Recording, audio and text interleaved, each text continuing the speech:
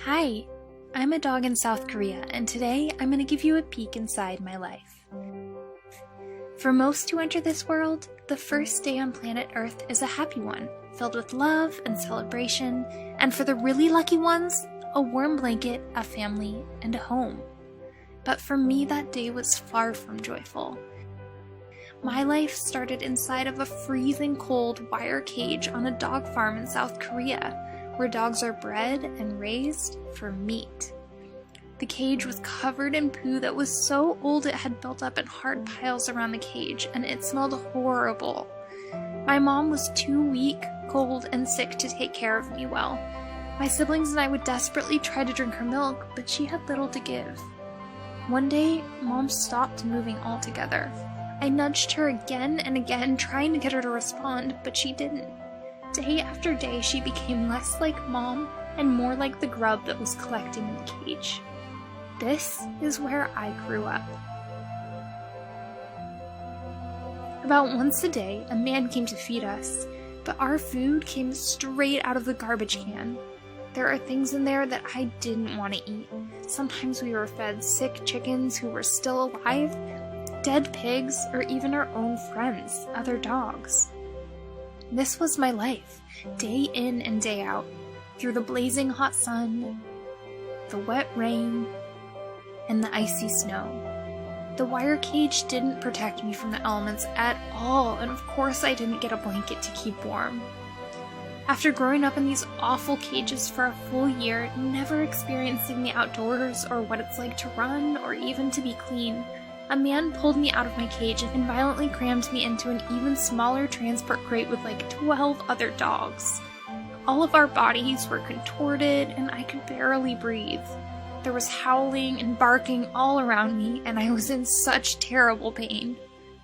Then they started shoving this pipe into our cage to try and make more room for more dogs.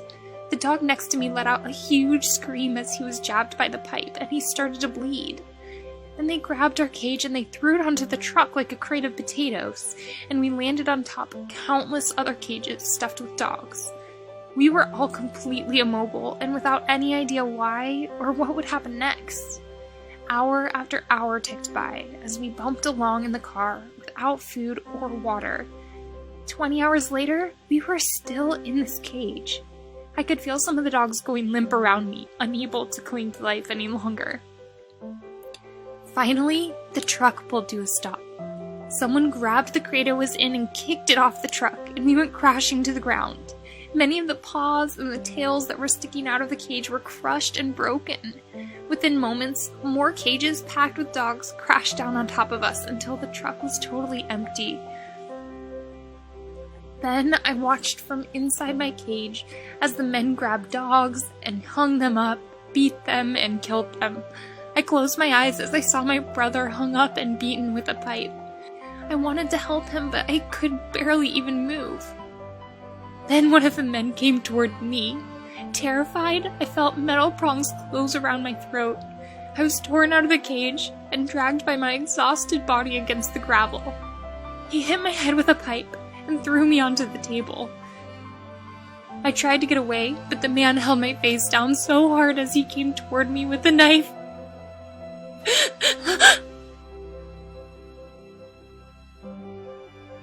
This is what 5 million dogs go through every year in South Korea, just for the sake of meat. Many of the dogs come from farms like this, but others are strays taken off the streets, or family pets that were bought or stolen.